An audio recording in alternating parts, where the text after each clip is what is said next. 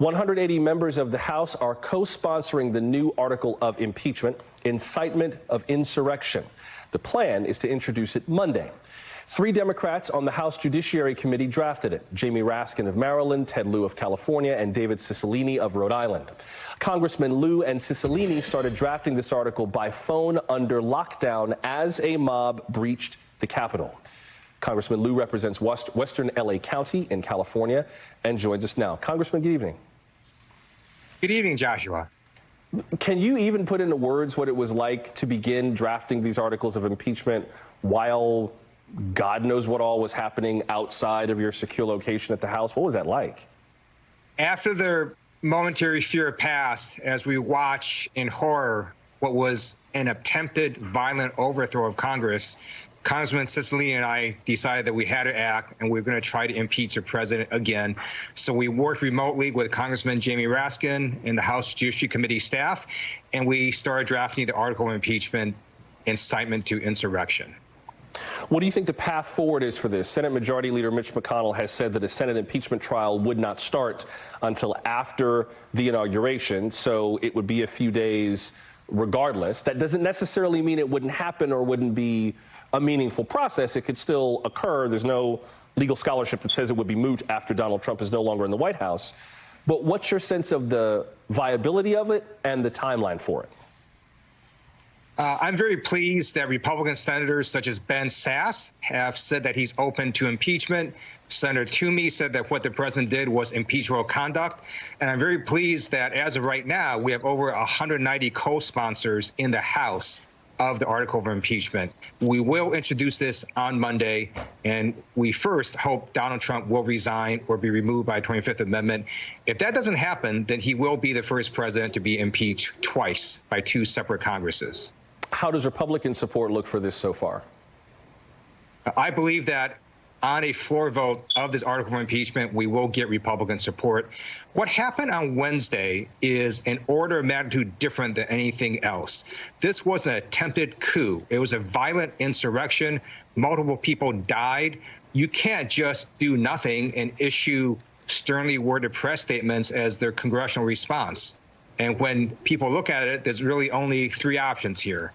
Donald Trump resigns, or he gets removed by 25th Amendment, or we go to impeachment. This week, the Republican National Committee met. They had their winter meeting in Florida. Ronna McDaniel won another term as the chairwoman of the RNC. And the New York Times covered this meeting and reported that nobody was willing to really hint at the president's role in inciting a mob assault. There are a number of Republicans now speaking out against the president who not that long ago had not much bad to say about him. So I wonder what your sense is about the future of this party, not just in trying to work with them on this article of impeachment, but working with them in general. It looks like the GOP could be going through a very weird time in the next few months or years. That's a very good point. But when you look at the facts, let's just put into context what Donald Trump did. He told his supporters to come on January 6th, and he said it would be wild. He then gave an inflammatory speech in front of them where he told them that the election was stolen. He told them to stop this steal. He directed them to go down Pennsylvania Avenue and to go to the Capitol. And then he ordered them that you cannot take our country back. If you show weakness, you have to show strength.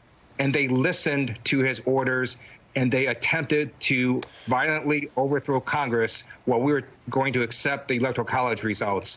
That is sedition. It is traitorous behavior. And you have a number of Republicans reacting to what happened on Wednesday, saying this is way beyond what is not just normal, but it's criminal. And so that's why I think you're going to see a split among the Republican Party. Before I let you go, Congressman, we've gotten a ton of response from viewers asking questions and sharing their stories about what they've experienced this week. I'd love you to respond to one video from one of our viewers. Here's what Dana wants to know. Hi, my name is Dana Offenbach. I'm a filmmaker living in New York. And my question is, historically, a failed coup has been followed by a successful coup. What can we as citizens do to make sure that history does not repeat itself? Very good question, Dana. Thank you for sending that in. Congressman, before we go, what would you say to Dana? Thank you, Dana, for that question as well. This is why Congress needs to take strong and swift action. That when insurrectionists violently attacked our nation's capital and tried to install Donald Trump as the next president, that Congress's response was not to do nothing. We cannot heal as our nation without first having justice. And that's why we have to have Donald Trump removed through the 25th Amendment, or he has to resign. Otherwise, we're going to impeach him. And by the way, impeachment and conviction also prevents Donald Trump from ever holding office again, and it will strip him of taxpayer-funded benefits like his pension, office staff, and so on. Congressman Ted Lieu, Democrat from Southern California, I appreciate you making time. I'm glad you're okay. You are one of the people who we've talked about in terms of the increasingly diverse Congress that reflects more of the country. And so the idea of this happening at a time when Congress looks more like America than ever is not lost on me. I appreciate your time, and I hope you stay safe in the weeks to come. Thank you. Thank you, Joshua.